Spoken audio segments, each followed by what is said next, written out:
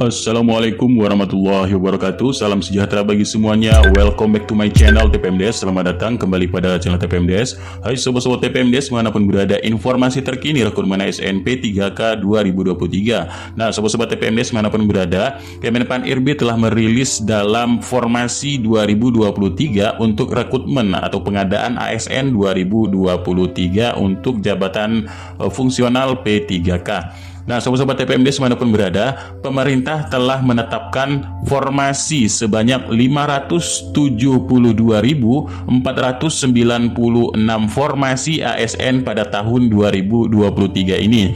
Nah, Menteri Pan-RB sendiri mengatakan yaitu untuk mengoptimalkan dalam penanganan tenaga non-ASN. Itu artinya Bapak Ibu, dalam rekrutmen P3K 2023 ini untuk mengoptimalkan pengangkatan tenaga non-ASN seperti yang sudah dirilis berita resmi di Kemenpan RB yaitu 3 Agustus 2023. Nah, sobat-sobat TPMDes manapun berada, pemerintah melalui Kemenpan RB telah menetapkan sebanyak 572.496 formasi ASN aparatur sipil negara yaitu secara nasional untuk tahun 2023 per tanggal 1 Agustus 2023. Nah, jumlah tersebut Bapak Ibu diantaranya mencakup untuk 72 instansi pemerintah pusat dan 78.862 ASN, dan pemerintah daerah ini sebesar 493.634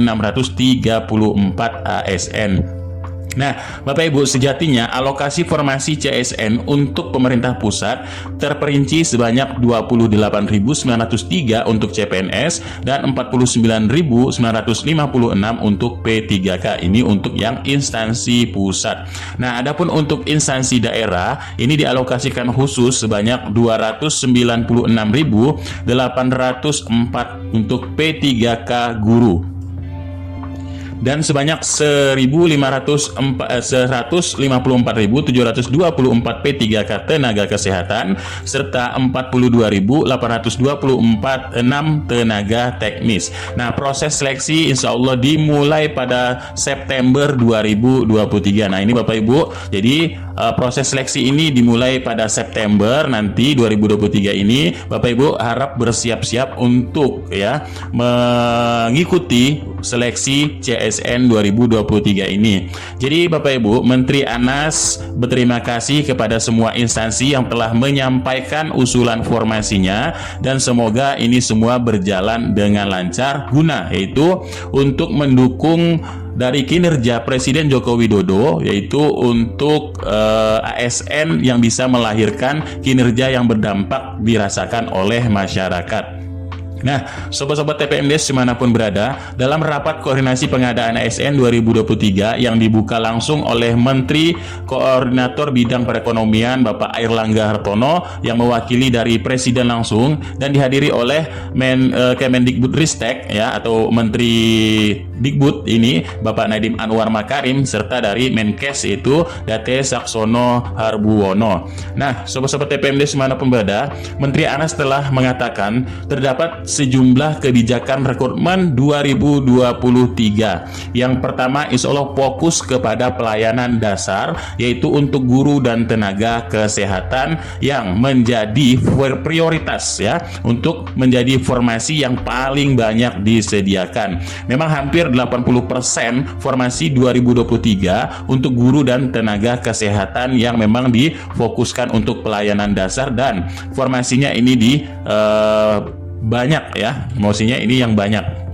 Nah, dalam arah kebijakan yang kedua adalah memberi kesempatan rekrutmen untuk talenta digital, dan yang ketiga ini mengurangi rekrutmen pada formasi yang terdampak pada transformasi digital ataupun biasa dari tenaga-tenaga teknis Bapak Ibu. Nah, jadi Menteri Anas menyebutkan dalam rekrutmen ASN juga dimaksudkan sebagai upaya untuk seoptimal mungkin menyelesaikan penataan tenaga non-ASN yang mana bisa disebut dengan tenaga honorer, yang seperti kita ketahui sebelumnya Bapak Ibu, tenaga non-ASN ini sebanyak 2,3 juta non-ASN yang sampai saat ini masih dalam proses audit BKP dan BKN. Nah, pemerintah ini memang secara konsisten memberikan sebuah afirmasi. Ini adalah menunjukkan keberpihakan pemerintah untuk tenaga non-ASN ataupun untuk honorer di seluruh Indonesia. Juga kepada honorer X kategori 2 karena mereka telah mengabdi puluhan tahun ya. Maka rekrutmen ASN 2023 ini memang sebanyak 80% diantaranya memang dari pelamar tenaga non-ASN dan 20%-nya untuk pelamar umum. Jadi jelas sekali Bapak Ibu ya. Ini yang paling banyak adalah untuk yang non-ASN baik THK 2 maupun non-ASN yang telah lama mengabdi. Sisanya 20%-nya ini baru untuk yang pelamar umum. Nah, sobat-sobat TPMDes dimanapun berada, memang sebelumnya Kementerian Pan-RB ini telah menetapkan sebanyak 1.030.751 kebutuhan secara nasional. Namun, terdapat sejumlah instansi ini tidak mengusulkan formasi. Nah, ini Bapak Ibu ya. Jadi memang kemarin ada yang pemerintah daerah atau yang di daerah ini tidak mengusulkan formasi. Dalam rekapannya ini sebanyak 45 pemerintah kabupaten ataupun provinsi, kabupaten dan kota juga Bapak Ibu. Nah, termasuk yang terdapat beberapa Pemda yang tidak mengoptimalkan usulan formasinya, ini karena memang masih wanti-wanti dan masih melihat kemampuan daerahnya masing-masing Bapak Ibu.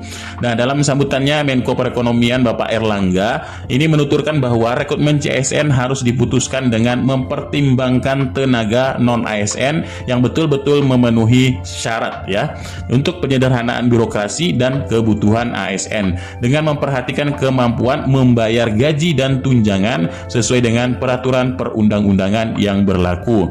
Nah, calon ASN yang direkrut ini memang bisa mengisi posisi kunci sebagai full leader ya, yang nantinya menjalankan birokrasi yang berkelas dunia dalam rangka visi misi maju 2045.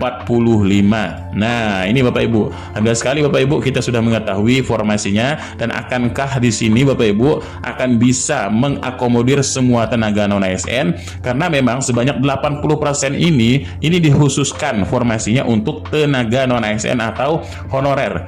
Baru 20%-nya ini hanya untuk pelamar umum. Nah, dalam penetapannya Bapak Ibu, alhamdulillah sekali dari 33 provinsi atau sebanyak 82.128 untuk guru Bapak Ibu, ini di provinsinya paling banyak juga yaitu 64.156 untuk guru ya, dan di daerah ini sebanyak 491 pemerintah kabupaten dan kota ini sudah dialokasikan 231.928 untuk guru Bapak Ibu. Nah, inilah sejumlah formasinya 572.496. Nah, itulah sedikit informasi terbarunya, mudah-mudahan ini sedikit bermanfaat. Kurang lebihnya mohon billahi taufiq wal hidayah. Wassalamualaikum warahmatullahi wabarakatuh. Salam sejahtera bagi semuanya untuk sobat-sobat TPMDes manapun berada.